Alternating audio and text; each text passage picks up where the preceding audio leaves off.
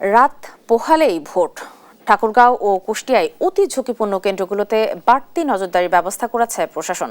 বসানো হয়েছে CC camera. এ নিয়ে আরো জানাতে আমাদের সাথে সরাসরি যুক্ত হচ্ছেন ঠাকুরগাঁও থেকে সহকর্মী শাকিল আহমেদ ও কুষ্টিয়া থেকে সহকর্মী নাহিদ হাসান তিতাস। আমরা প্রথমে চলে যাচ্ছি ঠাকুরগাঁও, সেখানে আছেন সহকর্মী শাকিল। প্রশাসন কি ব্যবস্থা গ্রহণ করেছেন জানাবেন?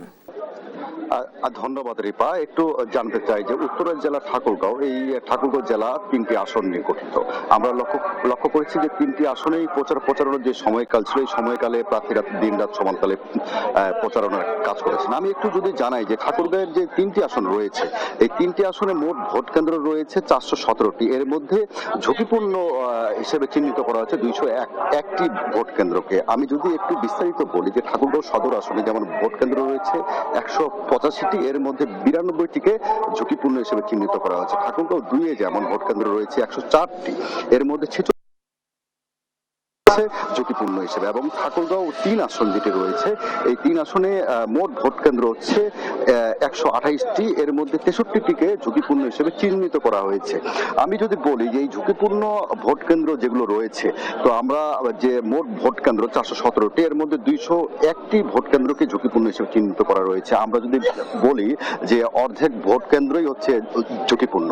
ঠাকুরগাঁও জেলা প্রশাসন থেকে আমাদেরকে জানিয়েছেন, জেলা যে রিটার্নিং কর্মকর্তা রয়েছেন ইসরাত ফারজানা, আমরা তার সঙ্গে কথা বলেছি। তিনি আমাদেরকে যেমনটি জানিয়েছেন যে ঝুঁকিপূর্ণ ভোট কেন্দ্র এবং সামগ্রিক যতগুলো ভোট কেন্দ্র রয়েছে, এই ভোট কেন্দ্রগুলোতে তারা নির্বিঘ্নে যাতে জনগণ ভোট দিতে পারে সেই জন্য তাদের পক্ষ থেকে সর্বোচ্চ ব্যবস্থা গ্রহণ করেছেন।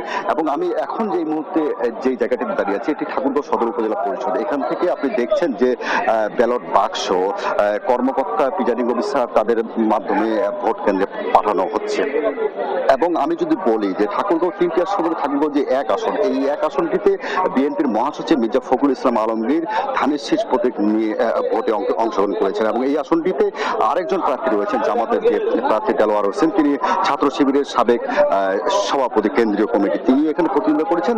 সব মিলিয়ে যদি আমি বলি যে ঠাকুরগাঁওয়ের যে ভোট যে উৎসব, মানুষ এখন ভোট উৎসবে সামিল হওয়ার জন্য মুখিয়ে রয়েছেন, এবং আগামীকাল সকাল 7:30 থেকে বিকাল 4:30 পর্যন্ত ভোট গ্রহণ চলবে। এই ছিল ঠাকুরগাঁও থেকে সর্বশেষ। আমরা এখন যাব আমাদের কুষ্টিয়ার সহকর্মী রয়েছে নাহিদ হাসান, আমরা তার সঙ্গে সংযুক্ত হব।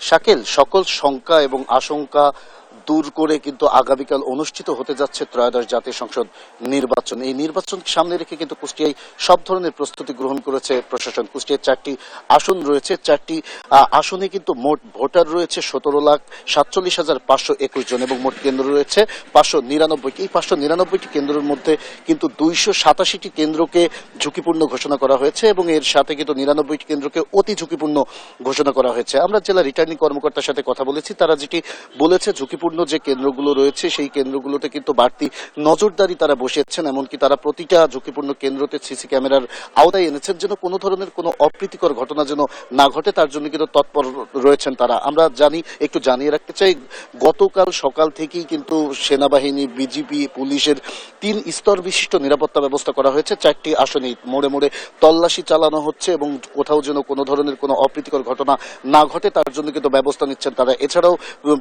মোটরসাইকেল থেকে শুরু করে যে অবৈধ যানগুলো রয়েছে সেগুলো কিন্তু বন্ধ করে দেওয়া হয়েছে, যেন কোনো ধরনের কোনো অপ্রীতিকর ঘটনা না ঘটে। এখন পর্যন্ত কুষ্টিয়ার আমরা যে পরিস্থিতি দেখতেছি সেগুলো একেবারেই স্বাভাবিক রয়েছে। প্রচার শুরু হওয়ার পর থেকে ছোট বড় কিছু দুর্ঘটনা এবং কিছু অনাকাঙ্ক্ষিত ঘটনা ছাড়া কিন্তু কুষ্টিয়ার 4টি আসনে তেমন কোনো ঘটনা ঘটেনি, যার কারণে এখানের ভোটার এবং প্রার্থীরা কিন্তু এখন পর্যন্ত অনেকটাই স্বস্তির মধ্যে রয়েছেন। আপনাকে একটু জানিয়ে রাখতে চাই যে কুষ্টিয়া জেলা কিন্তু ভারতের সীমান্তবর্তী একটি জেলা। সীমান্তবর্তী জেলা হওয়ার কারণে এই ভোটের প্রচার যখন শুরু হয়েছিল তখন থেকে কিন্তু প্রার্থীরা শঙ্কা প্রকাশ করছিল যে ভারত থেকে যে অবৈধভাবে অস্ত্র পাচার হয়ে আসছে, এবং 5 আগস্টের যে লুট হওয়া অস্ত্রগুলো সেগুলো উদ্ধার করা সম্ভব হয়নি, যার কারণে কিন্তু প্রার্থীদের মধ্যে কি আশঙ্কা ছিল। তবে আমরা দেখেছি 22 তারিখ থেকে যখন প্রচারণা শুরু হয়েছে তারপর থেকে কুষ্টিয়ার যে আইন শৃঙ্খলা যে পরিস্থিতি সেটি কিন্তু একেবারেই স্বাভাবিক ছিল। ছোটখাটো অনাকাঙ্ক্ষিত ঘটনা ছাড়া কিন্তু তেমন কোনো বড় ঘটনা ঘটেনি, তাই প্রার্থীদের মধ্যেও কিন্তু স্বস্তি ফিরে এসেছে। তবে এখানে প্রশাসনের পক্ষ থেকে যে 287টি যে ঝুঁকিপূর্ণ কেন্দ্র এবং 99টি যে অতি ঝুঁকিপূর্ণ কেন্দ্র ঘোষণা করা হয়েছে, এর জন্য কিন্তু কিছুটা শঙ্কায় রয়েছে ভোটাররা।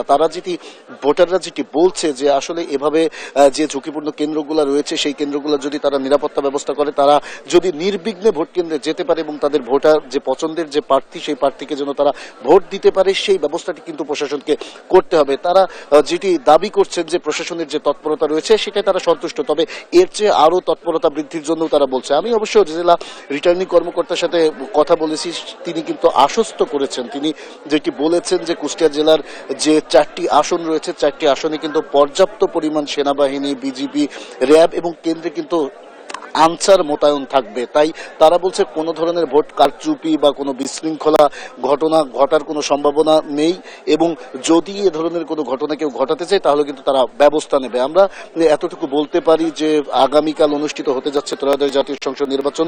এই ত্রয়োদশ জাতীয় সংসদ নির্বাচনে কুষ্টিয়ায় কিন্তু 17,47,521 জন ভোটার রয়েছে এবং এখানে কিন্তু মোট 25 জন প্রার্থী প্রতিদ্বন্দ্বিতা করছে। এই 25 জন প্রার্থী প্রতিদ্বন্দ্বিতা করলেও কিন্তু এখানে বিএনপি এবং জামাতের মধ্যেই কিন্তু মূল প্রতিদ্বন্দ্বিতা হবে। তবে আমরা এখন পর্যন্ত দেখেছি যে 22শে ফেব্রুয়ারি যখন নির্বাচনের প্রচারণা শুরু হয়েছে তখন কিন্তু প্রার্থীদের মধ্যে পাল্টাপাল্টি একটা বক্তব্য ছিল এবং অভিযোগ ছিল, কিন্তু এখন আমরা স্বাভাবিক গতকাল যখন সকাল থেকে প্রচারণা বন্ধ হয়েছে এরপরে কিন্তু আসলে প্রার্থীদের মধ্যে তেমন কোনো অভিযোগ আমরা দেখছি না এবং প্রার্থীদের মধ্যে কিন্তু তেমন কোনো অভিযোগও নেই। সকাল থেকে বিচ্ছিন্ন নিরাপত্তার মধ্য দিয়ে কিন্তু যে কেন্দ্রগুলো রয়েছে সেই কেন্দ্রগুলো কিন্তু ব্যালট পেপার সহ ব্যালট বাক্স সেগুলো কিন্তু প্রেরণ করা হচ্ছে। এই ছিল কুষ্টিয়া থেকে আমার কাছে সর্বশেষ খবর। রিপা, ধন্যবাদ শাকিল।